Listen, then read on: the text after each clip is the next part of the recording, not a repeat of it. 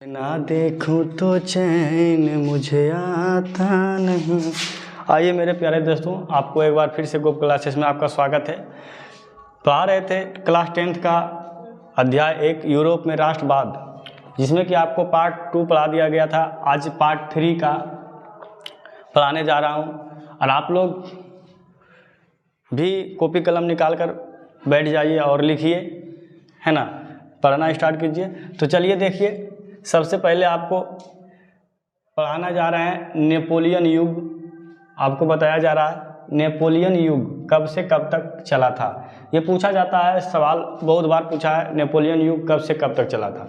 तो कब से कब तक चला था? 1804 से लेकर 1815 तक ये नेपोलियन युग कहा जाता है ना। नेपोलियन का शासन चला था, नेपोलियन का राज चला था, उसी का दबदबा था। तो चलिए सबसे पहले जानना है कि नेपोलियन है कौन, उसका जन्म कब हुआ था, है ना, किस तरह के आदमी है, ये जानना जरूरी है। तो नेपोलियन का जन्म 15 अगस्त 1769 ईस्वी को हुआ था। उसका जन्म कब हुआ था? नेपोलियन का जन्म 15 अगस्त 1769 ईस्वी को हुआ था और उसकी मृत्यु 5 मई 1821 को हुआ था। लेकिन वो उसकी मृत्यु उसके होते होते एक महान सम्राट के रूप में उभर गया था, है ना। ये जानना है कि उसकी मृत्यु होते होते एक बड़ा सम्राट बन गया था। एक बड़ा सम्राट था वो, जिसने अपने व्यक्तित्व एवं कार्यों से पूरे यूरोप में, कितना यूरोप में, पूरे यूरोप में के इतिहास को प्रभावित किया था। उन्होंने पूरे यूरोप के इतिहास को प्रभावित किया। अपनी योग्यता के बाद, है ना, अपनी योग्यता के बल पर 24 वर्ष के आयु में ही वो अपने बल की एकता, है ना, बल के जितने, यानी कि उसके पास क्षमता था, उसके पास हौसला था, बुलंदी था, और वो 24 वर्ष के आयु में ही सेनापति बन गए। उसने कई युद्ध में फ्रांसीसी सेना को जीत भी दिलाई। बताइए, 24 वर्ष की आयु में सेनापति बन गया, उसका अध्यक्ष, और जीत जो है ना, फ्रांस को कई युद्धों में उन्होंने जीत दिलाए थे। कौन? नेपोलियन ने कई युद्धों में फ्रांस को जीत दिलाई, अपार लोकप्रियता हासिल कर ली और लोगों को, फ्रांस को जिताकर वो लोकप्रियता पूरी तरह से अपने पक्ष में कर लिया, लोगों को दिल जीत लिया और लोकप्रियता उसका बढ़ गया और फ्रांस का शासक बन गया। और ठीक जैसे ही लोकप्रियता उसका बढ़ा तो वो फ्रांस का एक शासक बन गया। कौन? नेपोलियन। कौन बन गए? नेपोलियन। तो नेपोलियन जब ये तरह का बन गए, वहाँ का फ्रांस का शासक बन गया, तो उसके आगे आप लोग यहाँ तक इसका स्क्रीनशॉट ले लीजिए, तब तक, है ना, आगे इसका नेक्स्ट पार्ट बताते हैं।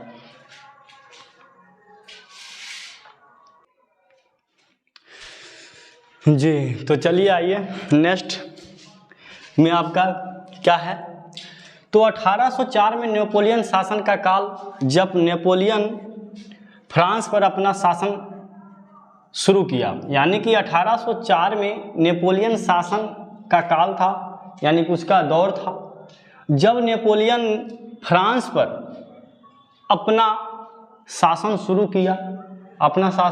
शुरू किया। तो उन्होंने प्रजातंत्र को हटाकर उन्हें फिर से राजतंत्र स्थापित कर दिया।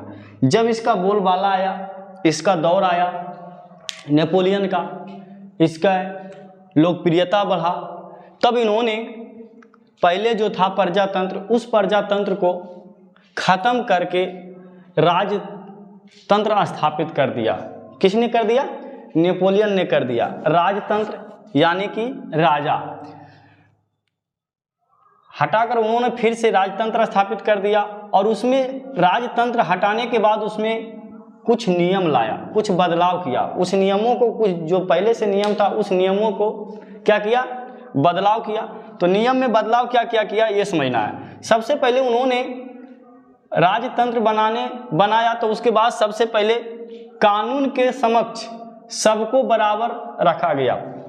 कानून के हिसाब से उन्होंने सभी को एक समक्ष सबको बराबर रखा गया। सबको, चोरी डकैती यानी कि किसी भी तरह का केस है तो उन्होंने सबको एक समान रखा। दूसरा क्या किया, संपत्ति के अधिकार को सुरक्षित बनाया गया और संपत्ति के अधिकार का जो संपत्ति था उस अधिकारों का उसने सुरक्षित प्रदान करने का कोशिश बनाया गया। और तीसरा है भूदास्त यानी कि भूमि वाले लोग जो गरीब मजदूर हैं जिसका कि जमीन हड़प लिया और हड़प कर उसी से नौकर, उसी को नौकर बनाकर अपने खेतों में काम करवाते थे और जागीरदारी से मुक्त, ये सब चीज़ों से मुक्त दिलाई। किसने? नेपोलियन ने ये सब चीज़ों से मुक्त दिलाई। और चौथा में दिया है नेपोलियन के समय में बिजनेसमैन, जिसको कि हम लोग व्यापारी बोलते हैं, है ना, तो व्यापारियों को उन्होंने और एवं संचार बहुत ज़्यादा विकसित हुआ। व्यापारी लोग को ज़्यादा और संचार उसके आने जाने का साधन जब ज़्यादा विकसित किया। क्यों? क्योंकि नेपोलियन का व्यापारी बढ़ाने का उसका सबसे ज़्यादा मकसद था, है ना। तो आई होप आप लोग ये समझ गए होंगे, है ना। तो आप लोग इसका स्क्रीनशॉट ले लिए। तब तक नेक्स्ट क्वेश्चन की ओर चलते हैं।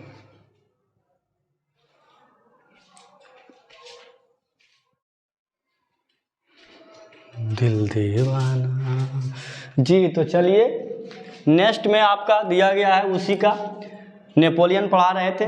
तो नेपोलियन 1804 में नेपोलियन फ्रांस का सम्राट बना था, है ना। नेपोलियन का 1804 में फ्रांस में उसका सम्राट बना था। उसका शासन चढ़ बढ़कर बोल रहा था उसका। तो देखिए 1804 में नेपोलियन ने नेपोलियन संहिता लागू किया।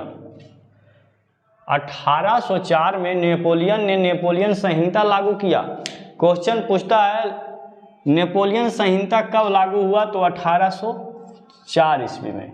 बाबू नोट कर लेना है, ये सब बताते जाएंगे किस तरह से क्वेश्चन पूछा जाता है। तो संहिता लागू नेपोलियन के द्वारा संहिता लागू कब हुआ? 1804 में। 1815 में नेपोलियन का वाटरलू के युद्ध में हरा दिया गया और एक युद्ध लड़ा गया। नेपोलियन ने एक युद्ध लड़ा, उस युद्ध का नाम था वाटरलू। वाटरलू के युद्ध में नेपोलियन को हार मिल गया। क्या हो गया? हार हो गया। और हार होने के बाद उस समय मित्र राष्ट्र ब्रिटेन, रूस, ऑस्ट्रिया, पर्सा, ये 4 मित्र राष्ट्र थे जिन्होंने नेपोलियन को कैद कर लिया। नेपोलियन को क्या कर लिया? कैद कर लिया। और कैद करके सेंट हेलेना नमक टापू पर रख दिया गया। यानी कि जाकर वहाँ इसको रख दिया गया, कब्जा, यानी कि उसको कैद करके। किसको? नेपोलियन को। और नेपोलियन को कैद करने के बाद पूछता है नेपोलियन को कैद करके कहाँ रखा गया था? तो हेलेना नमक टापू पर, है ना। हेलेना नमक टापू पर रखा गया था। किसको? नेपोलियन को कैद करके। किसने कैद किया था? तो ब्रिटेन, रूस, ऑस्ट्रेलिया और पर्सा, ये 4 मित्र थे आपस में। और ये चारों ने नेपोलियन को कैद करके कहाँ रख दिए? कहाँ? हेलेना नमक टापू पर रख दिया गया, जहां पर उसकी 1821 में मृत्यु हो गया। यानी बेचारा का चले बसे, यमराज उनको लेके चले गए। कौन लेके चले गए? यमराज। और यमराज लेके चल गए तो उसको है ना कंधा देने के लिए कितने लोग आते हैं? 4 लोग आते हैं ना, 4 लोग आते हैं। देखिए तो 4 को है ना, ब्रिटेन, रूस, ऑस्ट्रेलिया और पर्सा, यानी कि ये चारों उनको बेचारा को कंधा दे दिए और वो चल बसे हैं। तो नेपोलियन का मृत्यु 1821 में हुआ था। कब हुआ था? 1821 में। और इसका मृत्यु हुआ, 4 को कंधा लेके गया और क्या बोला था? राम राम जी। अब आगे नहीं जी। तो नेक्स्ट क्वेश्चन की ओर देखते हैं। तो जी चलिए आइए नेक्स्ट क्वेश्चन की ओर। आपका नेक्स्ट क्वेश्चन आपके स्क्रीन पर है ना। तो मेटरनिख युग, नेपोलियन युग पढ़ा दिए। 1804 से 1815 तक नेपोलियन चला था भाई, और 1821 में उसकी जय जयकार हो गई है ना। तो आइए जय जयकार हो गया, तो 1815 से मेटरनिख युग का शुरुआत हुआ। 15 तक नेपोलियन का शासन था, बेचारा को 15 साल तक ही, 1815 तक ही चला था उसका शासन, और जिसके बाद उसको कैद कर लिया गया था, कैद करके उसको मार दिया गया है ना। तो चलिए आप देखते हैं मेटरनिख युग कब से कब तक पूछता है, मेटरनिख युग कब से कब तक चला। तो मेटरनिख युग 1815 से 1848 तक मेटरनिख युग का शासनकाल रहा, इसका दबदबा रहा। 15 के बाद नेपोलियन को मरने के बाद किसका आया, मेटरनिख का। और ये 1815 से 1848 तक इसका दबदबा रहा। तो चलिए ये आखिर है, इसके बारे में थोड़ा जान लेते हैं मेटरनिख के बारे में। तो यूरोप की विजय शक्ति यथा ब्रिटेन, रूस, पर्सा, ऑस्ट्रेलिया, नेपोलियन की मृत्यु के बाद, यानी कि ये तीनों चारों, पर्सा, ऑस्ट्रेलिया, नेपोलियन, ब्रिटेन और रूस, पर्सा, ऑस्ट्रेलिया और ब्रिटेन, रूस, नेपोलियन की मृत्यु के बाद, अभी बताएं ना कि 1821 में नेपोलियन की मृत्यु हो गई थी, कैद कर लिया गया था, उसके बाद की बात कर रहे हैं। तो उसकी बाद 1815 में ऑस्ट्रेलिया की राजधानी वियना में एक संधि हुआ है ना। संधि का मतलब जान रहे हो ना, बैठक हुआ किसी को जोड़ने के लिए, ठीक है। वियना में एक सम्मेलन हुआ, वियना में एक क्या हुआ, सम्मेलन, बैठक हुआ लोगों को, या फिर उसी सब को हुआ होगा, राजाओं का सम्मेलन बुलाया गया, जिसे वियना सम्मेलन कहा जाता है। अब देखो ऑस्ट्रेलिया की राजधानी वियना में एक बैठक हुआ, सम्मेलन बुलाया गया, और उस सम्मेलन में बुलाया गया जिस सम्मेलन का नाम पड़ा वियना सम्मेलन। तो पर्सा, ऑस्ट्रेलिया और ब्रिटेन और रूस के द्वारा एक सम्मेलन बुलाया गया ऑस्ट्रेलिया के, कहाँ, राजधानी वियना में, और उस बैठक का नाम वियना संधि पड़ा। तो वियना संधि पूछेगा कि सम्मेलन बुलाया गया था वियना है ऑस्ट्रेलिया की राजधानी में, तो उस वियना सम्मेलन का बैठक का नाम क्या था, तो वियना सम्मेलन था। नाम क्या था, नाम से जाना जाता तो वियना सम्मेलन से। आगे देखना, वियना सम्मेलन की एक अध्यक्षता ऑस्ट्रिया के चांसलर, और इसकी अध्यक्षता कौन कर रहे थे, ऑस्ट्रिया के चांसलर मेटरनिख ने ही कर रहे थे।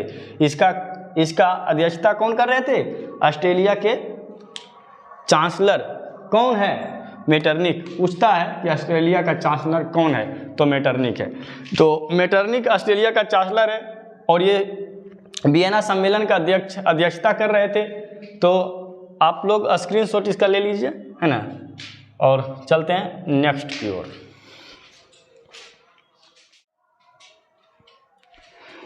जी तो चलिए नेक्स्ट क्वेश्चन आपका मेटरनिख का ही पढ़ा रहे थे। तो मेटरनिख आगे देखिए क्या है। मेटरनिख एक कैसा शासक था, तो मेटरनिख एक प्रतिक्रियावादी शासक था। वो कैसा शासक था, प्रतिक्रियावादी शासक था। वो कभी नहीं चाहता था कि गणतंत्र का राज चले। वो हमेशा गणतंत्र का विरोध करता था और राजतंत्र को पुनः स्थापित करना चाहता था। वो राजतंत्र को खत्म करना चाहता था, गणतंत्र यानी कि राजतंत्र को लाना चाहता था, और गणतंत्र को वो विरोध करता था, यानी कि प्रतिक्रियावादी शासक था। वो राजाओं का राज ही उसको पसंद था, इसीलिए पुनः वो राजतंत्र लाने का उसका मकसद था। तो देखना है उसका राजतंत्र की पुनः स्थापित करना उसका एक मकसद था, जिसमें कि वियना कांग्रेस की उपलब्धियां मिली, बदलाव लाया उसमें। और ये बदलाव कब हुआ, 1815 में हुआ। मेटरनिख के द्वारा वियना कांग्रेस की उपलब्धियां यानी कि बदलाव कब हुआ, 1815 में हुआ। तो आगे देखिए, इटली पर अपना प्रभाव स्थापित करने के लिए मेटरनिख ने उसे कई राज्यों में विभाजित कर दिया।